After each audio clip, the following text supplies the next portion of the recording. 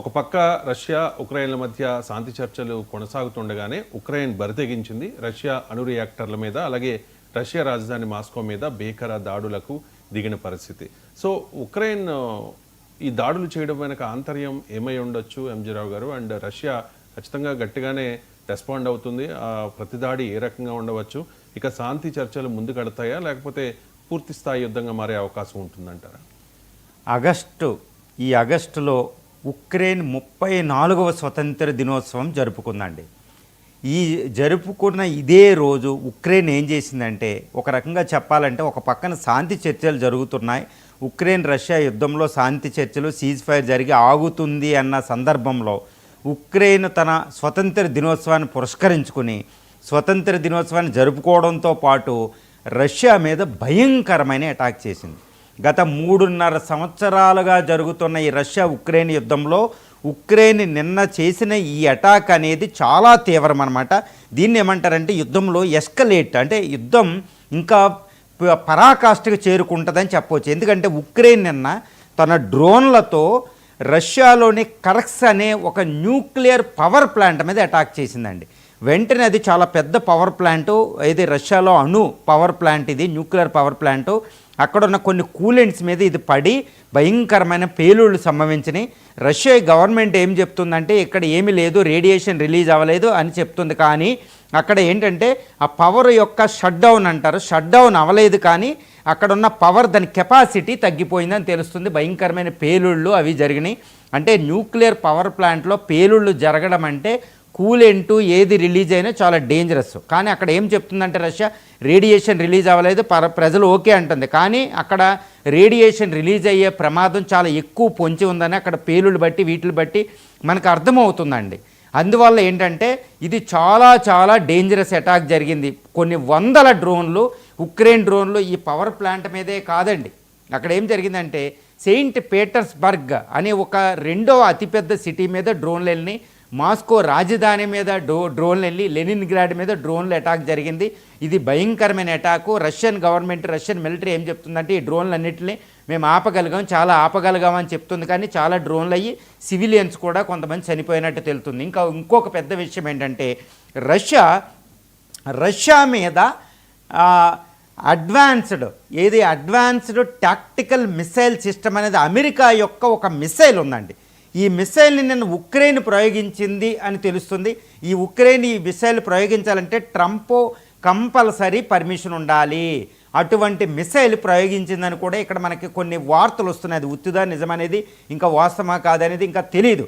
కానీ ఇది ప్రయోగించిందంటే అది చాలా డేంజర్. తర్వాత ఈ బ్రిటన్, ఫ్రాన్సు, ఇప్పుడు బ్రిటన్ ఇచ్చిన స్టార్మ్ అనే ఒక భయంకరమైన ఒక మిసైల్ అండి.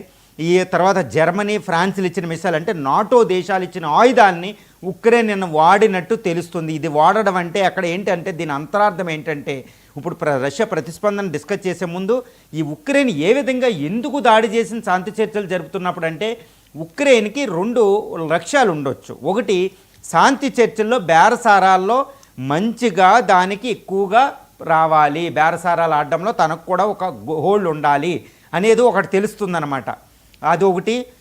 రెండోది ఏంటంటే రష్యా ఉక్రెయిన్కి ఈ శాంతి చర్చలు అనేది అసలు ఇష్టం లేకపోవచ్చు. ఈ రెండిట్లో ఏదోటి, అంటే ఉక్రెయిన్కి ఇష్టం లేకపోవడం అనేది కాదు అండి. ఉక్రెయిన్ ఎప్పుడూ కూడా యుద్ధం చేస్తూనే ఉంది. కానీ ఉక్రెయిన్ చాలా చిన్న దేశం, రష్యాని పోరాడలేదు. కాబట్టి అది శాంతినే కోరుకుంటుంది. యుద్ధం నుంచి బయటకు వస్తే బాగుందని ఉక్రెయినియన్ ప్రజలు, జెలెన్స్కీ అందరూ కోరుకుంటున్నారు. కానీ ఇక్కడ ఏంటంటే ఉక్రెయిన్ వెనకాల ఉన్నాయి నాటో దేశాలకి ఇది ఇష్టం లేదు. కాబట్టి నాటో దేశాల ప్రోద్బలంతో under the instigation of the NATO countries the Ukraine might have attacked Russia.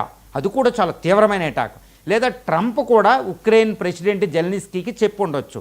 అది కొన్ని రిపోర్ట్లు కూడా మనకు వస్తున్నాయి.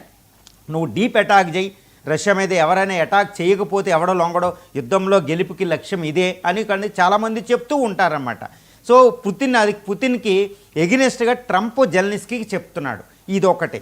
మరి ఇప్పుడు ఈ ఉక్రెయిన్ చేసిన ఈ తీవ్రమైన దాడికి రష్యా ప్రతిస్పందన ఎలా ఉంది అంటే, ఉక్రెయిన్ ఇప్పుడు రష్యా అధ్యక్షుడు పుతిన్ విలయతాండం చాలా ఉగ్ర రూపంగా ఉన్నట్టు తెలుస్తున్నాడు. నిన్నటికి నిన్న ఒక 92 డ్రోన్ల వరకే రష్యా ఈ ఉక్రెయిన్ మీద భయంకరమైన దాడి చేసింది. కీవ్లో సివిలియన్స్ చనిపోవడం జరిగింది.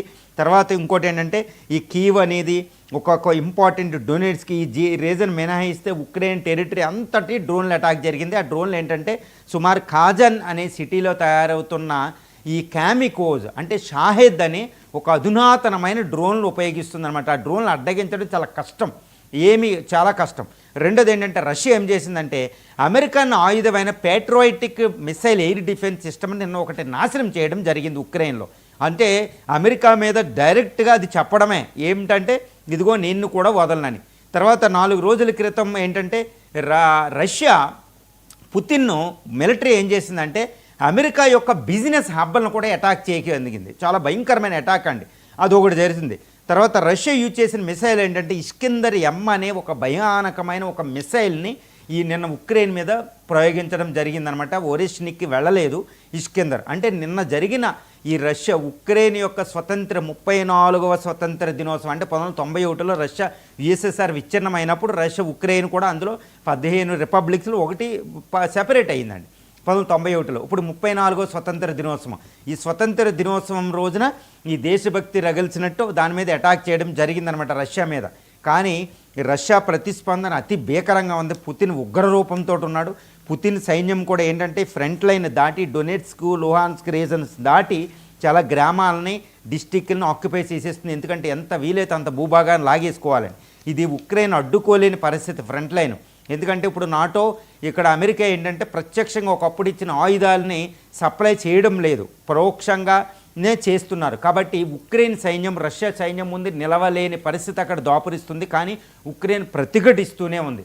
మళ్ళీ ఇంకొకటి ఏంటంటే ఉక్రెయిన్ ఇప్పుడు రష్యా ఆధీనంలో ఉన్న జపరోజియా అనే ఒక యూరోప్లోనే అతిపెద్ద న్యూక్లియర్ రియాక్టర్ అండి. యూరోప్లోనే అతిపెద్ద న్యూక్లియర్ రియాక్టర్. అక్కడ 500 మెగావాట్లతో 900 మెగావాట్లతో 5 యూనిట్లు ఉంటాయి. అంటే 4500 మెగావాట్ల ఒక న్యూక్లియర్ పవర్ ప్లాంట్. అది ఉక్రెయిన్లోదే కానీ రష్యా అధీనంలో ఉంటుంది 2022 నుండి మే నుండి. దాని మీద ఉక్రెయిన్ అటాక్ చేసింది. ఆ ఉక్రెయిన్ డ్రోన్లని రష్యా అడ్డుకున్నట్టు తెలుస్తుంది. అసలు ఉక్రెయిన్ ఏంటి అణు రియాక్టర్ల మీద ఎందుకు అటాక్ చేస్తుంది ఉక్రెయిన్ అంటే ఒక రకమైన కసి అనమాట. అంటే యుద్ధంలో ఓడిపోతున్నాం, ఈ శాంతి చర్చల్లో కొంత భూభాగాన్ని రష్యాకి ఇవ్వవలసి వస్తుంది, ట్రంప్ అదే చెప్తున్నాడు. ఇలాంటి పరిస్థితులు ఒక డిస్పరేట్ పొజిషన్ అనమాట. చాలా ఒక రకంగా తట్టుకోలేని ఒక రకమైన భావన అనమాట ఓడిపోయాం అనేవాడికి. అందువల్ల మనం ఓడిపోయేటప్పుడు అటేపోడికి ఎంతో కొంత నష్టం కలిగించాలని రష్యా యొక్క అణు రియాక్టర్ల మీద జపరోజియా అంటే ఇప్పుడు ప్రస్తుతం రష్యా కంట్రోల్లో ఉంది ఉక్రెయిన్లోనే. అది పేలింది అనుకోండి, రేడియేషన్ వస్తే ఇప్పుడు లుహాన్స్కి రీజన్లో దెబ్బతింటుంది, అది ఉక్రెయిన్దైనా. తర్వాత ఈ కరస్క్ న్యూక్లియర్ రియాక్టర్ మీద అటాక్ చేయడం అంటే డీప్ ఇంటూ అరౌండ్ 500 కిలోమీటర్ల ఫ్రమ్ ది ఉక్రెయిన్ బార్డర్ అండి. అది చాలా రిచ్ ఇండస్ట్రియల్ రీజన్ కరస్క్ రీజన్ అంటే ఇది రష్యాలో. దీని మీద అటాక్ చేయడం అంటే అక్కడ రేడియేషన్ రిలీజ్ అయితే రష్యాకు చాలా చాలా నష్టం అనమాట. ఒక పెద్ద ప్రపంచంలోని అతిపెద్ద అణ్వస్త్ర దేశం, 6000 అణ్వస్త్రాలు కలిగిన దేశంలో అణు రియాక్టర్లో అంటే న్యూక్లియర్ టెక్నాలజీలో రష్యాని మించిన దేశం ఉండదన్నమాట. అమెరికా లాగా అంతటి దేశంలో న్యూక్లియర్ రియాక్టర్ పేలడం అంటే this is one of the biggest loss for the Russia. అంటే ఏంటి ఉక్రెయిన్ జెలెన్స్కీ ఏమనుకుంటున్నాడు, ఉక్రెయిన్ అంటే రష్యాకి వీలైనంత వరకు ఎక్కువ నష్టాన్ని కలిగించాలి అని వారు సీజ్ ఫైర్ అయ్యేటప్పుడు అని. అంటే సీజ్ ఫైర్ డిస్కషన్ ఇప్పుడు విషయం ఏంటంటే మరి సీజ్ ఫైర్ డిస్కషన్ ఏమవుతుంది అనేది పెద్ద క్వశ్చన్ అండి. సీజ్ ఫైర్ డిస్కషన్ ఏమవుతుంది అంటే ఇప్పుడు ఈ పుతిన్ ట్రంప్ అలస్కాలో మీట్ అయినప్పుడు ఆగస్టు 15న మీట్ అయినప్పుడు అక్కడ సీజ్ ఫైర్ అనేది రాలేదు. వెంటనే సీజ్ ఫైర్ ప్రకటించి శాంతి చర్చలకు వెళ్ళలేదు. యుద్ధం చేసుకుంటూనే ఉండండి, శాంతి చర్చలు ఫైనల్ అగ్రిమెంట్, శాంతి చర్చలు డైరెక్ట్గా కుదిరి చేసుకుందామనే ఒప్పందంతో వాళ్ళు వెళ్ళారు. అంటే యుద్ధం జరుగుతూనే ఉంది. యుద్ధంలో ఎవరు ముందున్నారనే విషయం శాంతి చర్చల మీద ప్రభావితం చూపించదు. కానీ ఈ అణు రియాక్టర్ల మీద అటాక్ చేస్తే పొరపాటుని అణు రియాక్టర్లు కూలెంట్ రిలీజ్ అయ్యి కూలెంట్ పేలిపోయి అక్కడున్న అణు పదార్థం ఈ ప్లూటోనియం, యురేనియం అనేవి రిలీజ్ అవుతే అవి న్యూక్లియర్ బాంబ్ బ్లాస్ట్ అయినంత ఎఫెక్ట్ ఉంటుందండి. అది మీకు ఇక్కడ ఉదాహరణ చెప్పాలంటే 1986లో ఇదే ఉక్రెయిన్లో ఉన్న ఒకప్పుడు సోవియట్ యూనియన్లో ఉన్న చెర్నోబిల్ అనే అణు రియాక్టర్లో ప్రమాదం జరిగితే అది ప్రపంచంలోని అతిపెద్ద న్యూక్లియర్ ప్రమాదం అంటారు. ఉక్రెయిన్ దగ్గర న్యూక్లియర్ ఈ చెర్నోబిల్లో జరిగితే 1986లో అక్కడ రిలీజ్ అయిన రేడియేషను ఆ గాలికి వాతావరణంలో గాలి వీచే దిశలో నార్వే స్వీడన్ అంటే మొత్తం 3000 కిలోమీటర్ల అవతల ఉన్న నార్వే స్వీడన్లో కూడా ఈ రేడియేషన్ ప్రభావితం వచ్చింది. అంటే ఈ జెపరోజియా కానీ కర్స్క్ కానీ అణు రియాక్టర్లు పేలితే ఈ రష్యాకు ఉక్రెయిన్కే నష్టం కాదండి, ఎంటైర్ యూరోపియన్ కాంటినెంట్కే నష్టం.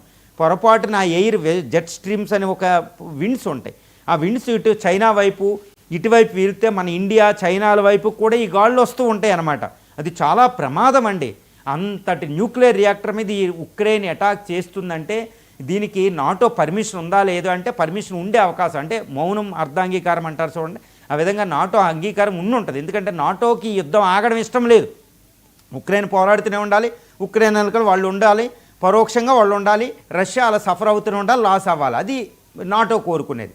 కానీ ఈ నాటోలో ఒక దేశమైన అమెరికా ట్రంప్ మాత్రం నోబెల్ ఆశించి యుద్ధం ఆగాలని కోరుకుంటున్నాడు.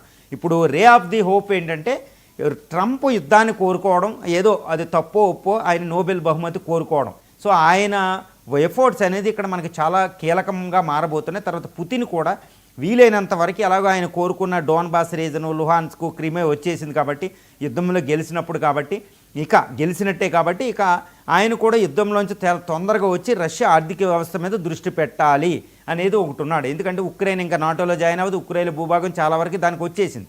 ఉక్రెయిన్ ఓటమి చెందినట్టు, ఉక్రెయిన్ ఓటే కాదండి, ఉక్రెయిన్ ఓటమి అంటే దాని వెనకాల ఉన్న అమెరికా నాటోలు ఓడిపోయినట్టే అర్థం. అంటే రష్యా ఏదైతే కోల్పోయిందో అది పునరుద్ధరించబడింది. కాబట్టి ఇంకా పుతిన్ కూడా యుద్ధాన్ని కోరుకుంటున్నాడు, ట్రంప్ యుద్ధ విరమణ కోరుకుంటున్నాడు, పుతిన్ యుద్ధ విరమణ, ప్రపంచమే యుద్ధ విరమణ. కాబట్టి ఇప్పుడు జరుగుతున్న తారాస్థాయిలో జరుగుతున్న పరాకాష్ఠకి చేరిన యుద్ధం ఆగినా ఆగపోయినా, ఎటాకులు జరిగినా శాంతి చర్చల మీద అంత ప్రభావితం ఉండే అవకాశం మాత్రం తక్కువగా ఉంది.